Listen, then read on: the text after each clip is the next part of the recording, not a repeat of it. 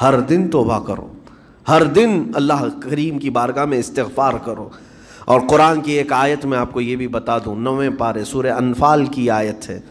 اللہ تعالیٰ فرماتا ہے وَمَا كَانَ اللَّهُ لِيُعَذِّبَهُمْ وَأَنْتَ فِيهِمْ وَمَا كَانَ اللَّهُ مُعَذِّبَهُمْ وَهُمْ يَسْتَغْفِرُونَ۔ اللہ فرماتا ہے اس امت پر اللہ عذاب ویسا نازل نہیں کرے گا جیسے پہلی امتوں پر آتا تھا۔ اس کی وجہ یہ ہے، پہلی وجہ یہ ہے کہ ان کے بیچ میں میرا محبوب آرام کر رہا ہے، رسول پاک صلی اللہ علیہ وسلم۔ دوسری ایک وجہ رب تعالیٰ فرماتا ہے وَمَا كَانَ اللَّهُ مُعَذِّبَهُمْ وَهُمْ يَسْتَغْفِرُونَ، جب تک لوگ اللہ کی بارگاہ میں استغفار کرتے رہیں گے، استغفر اللہ ربی من کل ذنب واتوب الیہ، جب تک استغفار کرتے رہیں گے، اللہ فرماتا ہے اس قوم پر اللہ عذاب نہیں نازل کرتا۔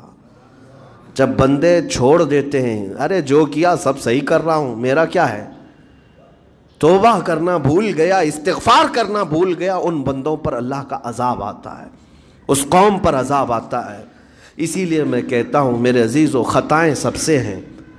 ہمارے دامن کے اندر کیا کیا ہے وہ ہمیں معلوم ہے، ہمارے پروردگار کو بہت سارے راز ایسے ہیں جو اس نے چھپا رکھا ہے، بندوں کے اوپر پردہ ڈال رکھا ہے، اتنی باتیں کہ اگر وہ پردہ اٹھا دے تو لوگ رشتہ داروں کے سامنے بیٹھنے کے بھی قابل نہیں رہیں گے، ماں باپ دیکھ کر گھبرا جائیں گے اور اپنے گھر سے دور کر دیں، یا اگر باپ کی غلطیاں بیٹے کو پتہ چل جائے تو زندگی بھر اس کو باپ نہیں تسلیم کرے گا، وہ باپ نہیں مانے گا کہ اس کی اتنی بڑی بڑی خطائیں، لیکن وہ رحمان ہے، باپ کی عیب بیٹے سے چھپا رکھا ہے، بیٹے کے عیب ماں سے چھپا کر رکھا ہے، وہ پروردگار عالم نے پردہ رکھا ہے ہر ایک پر، لیکن اس کے باوجود بندوں کو یہ چاہیے کہ اس کی بارگاہ میں اکڑ دکھانے کی بجائے، غرور اور گھمنڈ دکھانے کی بجائے عاجزی کے ساتھ اسے رحمان تسلیم کر کے عرض کرتے رہے مولا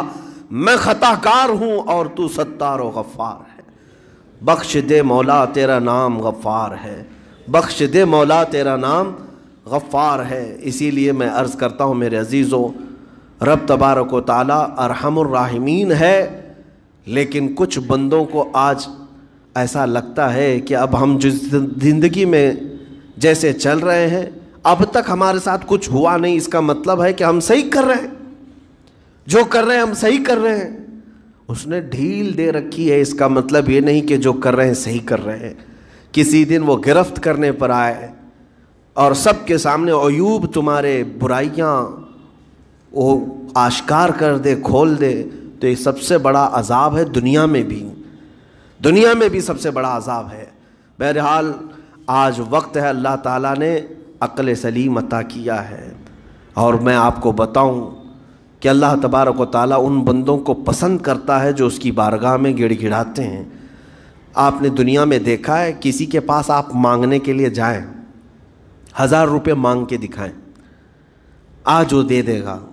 کل پھر 1000 روپے مانگے اس سے، ہو سکتا ہے دے دے گا، پرسوں پھر مانگو، دیکھو پھر اس کا چہرہ بگڑتا ہے کہ نہیں۔ اچھے لوگوں کی بات میں کر رہا ہوں، مانگنے سے لوگ ناراض ہوتے ہیں، اور اگر تم مانگنے کی عادت ڈال لی تو دیکھنا وہ آدمی راستہ کاٹنے لگ جائے گا، ارے یہ آ رہا ہے ہٹ جاؤ ادھر سے، ابھی آئے گا 1000 روپے مانگے گا۔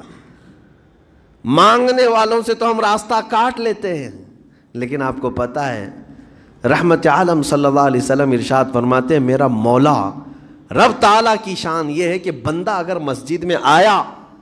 اور کچھ مانگے بغیر ہی چلا گیا تب رب تعالیٰ ناراض ہوتا ہے۔